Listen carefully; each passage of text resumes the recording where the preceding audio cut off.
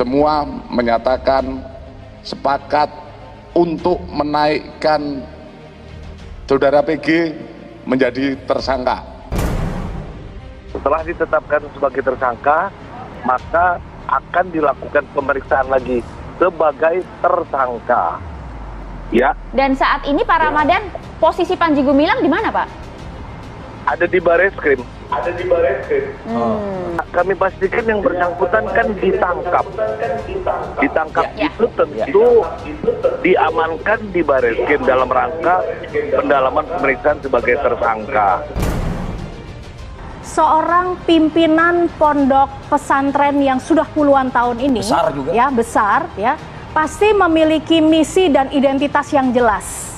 Tetapi bagaimana dengan emosi atau ekspresi yang bersangkutan? Ini masih ada ketakutan ketika menyampaikan.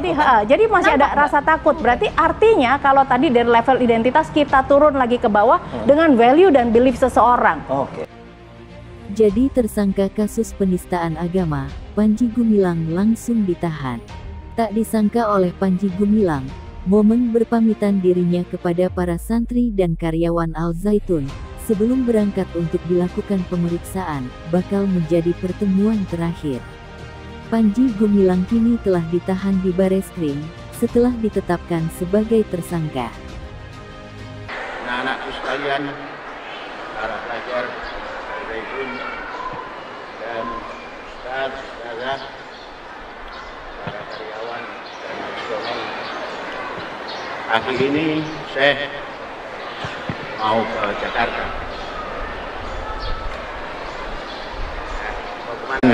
Menyampaikan segala pertanyaan yang akan ditanyakan. Kalian jangan ikut berpikir tentang apa yang akan dilaksanakan oleh Syekh dan belajarlah baik-baik. Saya hanya beberapa jam saja, nanti pulang lagi dan jumpa lagi. Panji Gumilang kini telah resmi ditahan, lantaran penyidik telah berhasil mengumpulkan 2 alat bukti, bahkan lebih, untuk menyeret Panji Gumilang ke pengadilan. Hal itu diungkap langsung oleh Direktur Tindak Pidana Umum Bareskrim Polri, Brigjen Pol Juhandani Raharjopuro. Kata Juhandani, Panji Gumilang ditetapkan sebagai tersangka, usai pihaknya melakukan gelar perkara setelah memeriksa Panji Gumilang pada Selasa, tanggal 1 Agustus tahun 2023.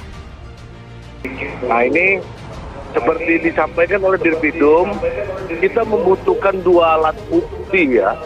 2 alat bukti itu diantaranya keterangan saksi, keterangan ahli, dan petunjuk. Nah, itu semua sudah tercukupi.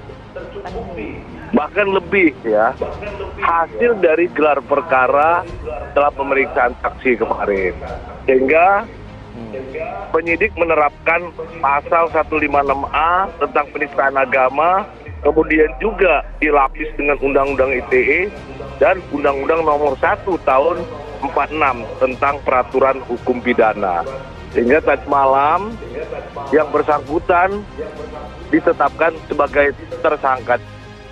Sebelumnya, Panji Gumilang sempat dianggap kebal hukum, lantaran diduga memiliki backingan jenderal-jenderal kuat, yang dapat melindunginya dari kasus hukum.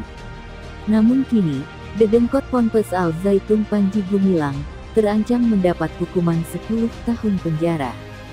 Pada proses penahanan, Panji Gumilang kemarin datang ke Bareskrim, pada pukul 13.23 waktu Indonesia Barat, dengan mengenakan kemeja biru keabuan, bermotif salur, dan berpeci hitam. Panji Gumilang datang bersama kuasa hukumnya, serta diberi pengawalan khusus oleh aparat kepolisian. Saat Panji mulai jalan memasuki Bareskrim Polri, langsung disambut oleh ramai awak media.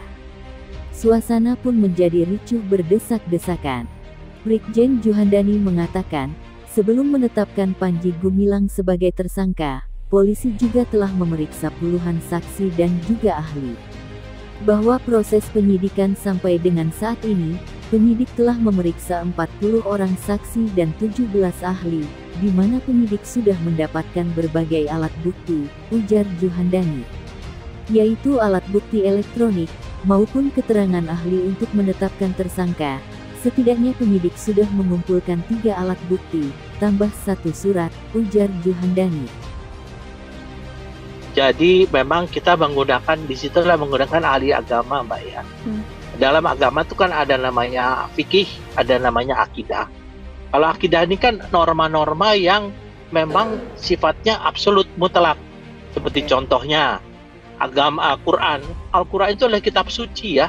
Kitab suci yang tentunya tidak bisa dikatakan bahwa kitab suci itu adalah merupakan sesuatu yang secara normatif kan itu kan merupakan firman Allah ya, Tuhan.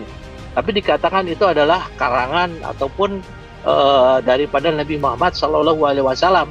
Tentu itu sudah satu hal yang sangat bertentangan karena memang nilai absolut daripada agama itu atau surat kitab suci itu kan ada. Tapi kalau cara bagaimana beribadah kemudian itu kan itu bisa ditafsirkan dan itu tentunya sifatnya adalah subjektif ya.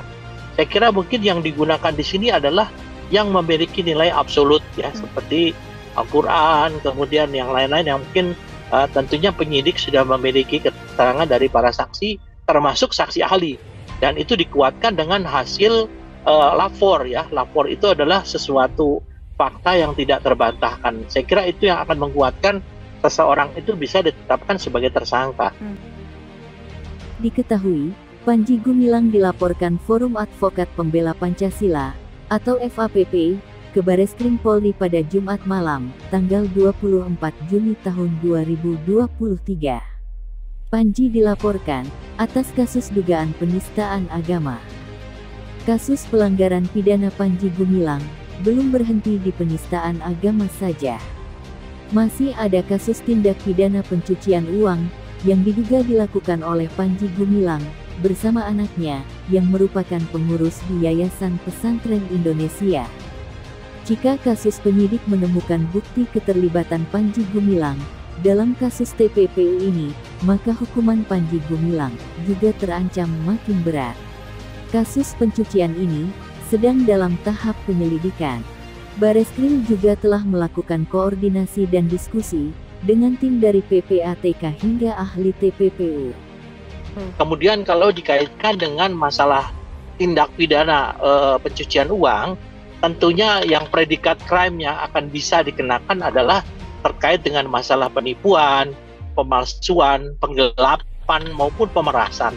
Jadi kita tentunya menunggu bagaimana penyidik akan mendalami tindak pidana lain yang terkait dalam kasus penanganan kasus yang saat ini menyangkut Al Zaitun.